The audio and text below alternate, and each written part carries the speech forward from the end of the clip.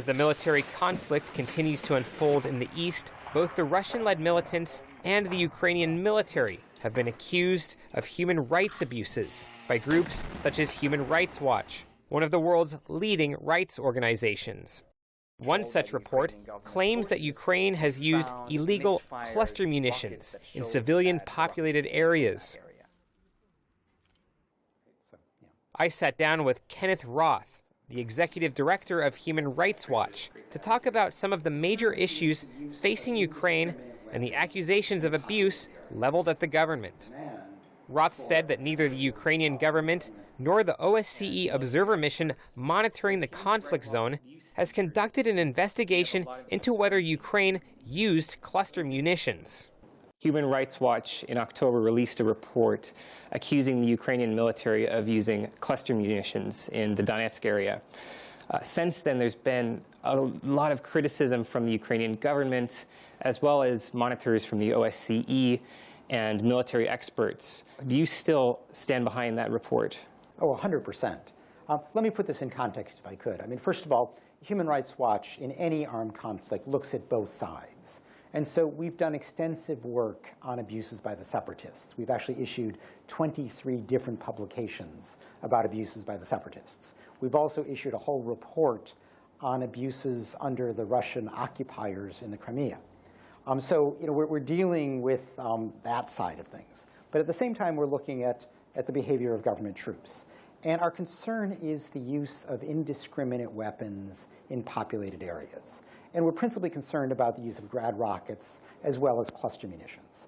And in each of these cases, what we do, we have people, investigators on the ground, and we obviously speak to eyewitnesses, but we never are satisfied simply with eyewitnesses. We've been looking at the physical evidence on the ground. And for something like cluster munitions, the point of impact, it's obvious that they're cluster munitions. They make a very unique display on the ground, if you will. And we then looked to the area where people said they'd been fired from. This was government-controlled areas. And we were actually able to find certain rockets that would have delivered the cluster munitions, but some of them fell short, and it actually landed still in government territory. So there is very solid physical evidence demonstrating the government's responsibility. And one of the criticisms, of course, in this report has been that, of course, Ukraine and Russia are both former Soviet republics, and they share a lot of the same military technology. And so how do weapons investigators, how can they conclusively say whether it's a Russian weapon or a Ukrainian weapon in these sorts of situations? The weapons often are shared. There's no question about that, which is why you have to look at the direction that the weapon was shot in. And if you take the clusters, for example, or a grad rocket, where it lands in a sense with the trajectory, with an arrow pointing to where it came from. And then you go back and you look in that area to see, is there evidence that it was shot from here? And sometimes you actually find remnants there of rockets that didn't launch completely, or other physical traces to demonstrate that, yes, this weapon was fired from this territory. Then you say, well, who was controlling this territory on that date? That's pretty easy to figure out. Sometimes it's rebel-held areas, but sometimes it's government-held areas. And when it is, that's what we report. Since this report came out, what has the government response been like? Has there been any movement toward responding to this report? Well, what we've been doing during my several days here in Kiev is talking with the government about issuing clearer orders to the troops on the ground in the east. Because, the good news is the government doesn't contest the basic requirements of the Geneva Conventions, which is that indiscriminate weapons like grad rockets or cluster munitions should never be used in populated areas. They accept that. So the question is, do the troops on the ground understand that? When we pressed the government, they said, well, we've ordered the troops to follow the Geneva Conventions. We've told the troops to abide by the penal code. That's not good enough. That's too vague. More amateur video has emerged showing insurgent-controlled areas where grads are being fired from apartment blocks and other civilian-populated areas. What can be done about these sort of tactics that encourage fire from the Ukrainian side? Well, on the Ukrainian side, they have to always find a way to, if they're going to fire back in a way that pinpoints only the military target and doesn't endanger surrounding civilians. But clearly, Human Rights Watch and others have to condemn the separatists for endangering civilians, which we are doing and will continue to do. It's also, frankly, important for Ukraine to maintain the moral high ground. Because today, because of Russia's role in the East, Ukraine enjoys enormous goodwill around the world. But Ukraine is going to lose that goodwill if it doesn't respect the Geneva Conventions. If Ukraine is seen as fighting in a way that is no better than the separatists, the world's going to wash their hands of the conflict and say, well, we don't know who the good guys are. Separatists, rebels, insurgents. We have a lot of different terms being thrown around. And is it fair to call them rebels or separatists if we know that there are volunteers coming from abroad and there's overwhelming evidence that Russian forces have been operating inside Ukraine? Can they still be called separatists and rebels? I don't get hung up on the terminology, to be honest. I mean, we look at whatever the forces are on the ground, we look at how they behave. We don't spend a lot of time asking who they are because, frankly, the Geneva Conventions don't ask who they are. They say who's ever in control of this territory, whoever is an armed force operating there, they got to abide by these rules. And we just go with the Geneva Conventions. So, we use whatever the local terminology is. Here I've heard separatists, I've heard rebels, I've heard insurgents. I don't really care. I just want whoever they are to respect the Geneva Conventions, which isn't happening very often.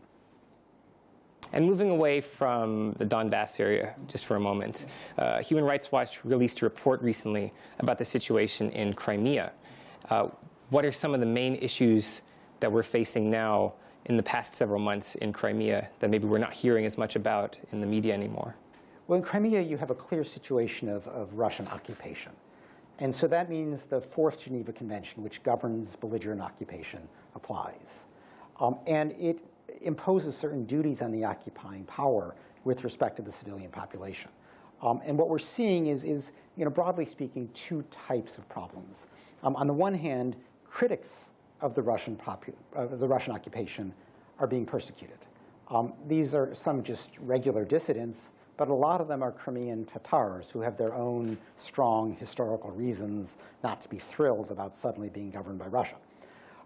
But second, what we find is that many residents of the Crimea who, until very recently enjoyed citizenship in their own country, suddenly, if they don't want Russian citizenship, which some of them don't, they face the prospect of losing the right of a citizen to reside in their home. And that is deeply problematic. We have a situation where we have upwards of 1 million people displaced in the past several months from Crimea and from the conflict zone in eastern Ukraine. It's one of the worst humanitarian crises in recent memory here in Europe. What's the response been like here in Ukraine and Europe? How would you rate the response to this crisis? Well, the problem that we're finding that many internally displaced people are encountering is that in order to obtain basic governmental benefits, whether it's housing or healthcare, requires establishing residency someplace. And if you are kicked out of your home in the East and may not have all your papers with you, it can be difficult as a displaced person to demonstrate the kind of local residency required to gain access to these governmental benefits. So many people then are falling back on the generosity of local charities and the like. But they should be able to depend on the government if that's the route they choose. And since this is a crisis that's happening on the doorstep of the European Union, does Europe have any responsibility to address this refugee crisis and generally the crisis unfolding for people here in Ukraine? Well, we certainly encourage generosity by Europeans in many ways. And it's not simply the humanitarian issue. I mean, obviously, Ukraine needs a lot of economic assistance as it tries to, turn the boat around and try to rebuild the economy. And it's doing it, with the threat of, a major war in the East. So these are not easy times in Ukraine. We all recognize that. And I think that, the hearts of many in the West go out to the people of Ukraine. They want to see a successful Ukraine. Part of that is going to require reform. It's going to mean building the rule of law domestically. It's going to mean ending the corruption and the misrule that, frankly, has been somewhat endemic and is part of why Ukraine is in such difficult circumstances today. Everybody wants to see that turned around. That is going to be partly a matter of the West being generous, but it's also going to be a big part, a question of political will here at home. There's a new government in place, just announced.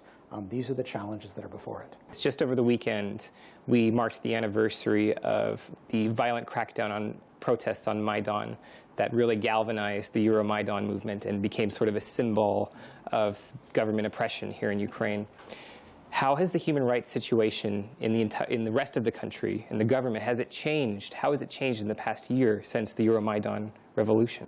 Well, there's obviously been a flourishing of civil society since the Maidan demonstrations, the protests, and a real, I think, mobilization of society, which is good.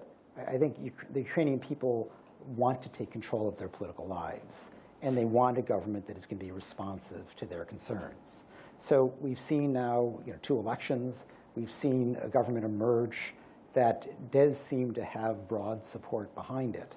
So in a sense, the ball is in the government's court. It's time for the government to answer the people's demand for accountable, responsible government that builds the rule of law, that ensures that government officials are not above the law but are subject to the law, and that tries to, in a sense, live up to the European goals that lay behind the Maidan protests, but which have been elusive so far, as the Ukrainian people have had to suffer through one government after another that never quite lived up to their hopes. I hope this time it's different. I'd like to thank you so much for joining me here today in Kiev. It's a pleasure to be here. Thank you so much. Thanks again.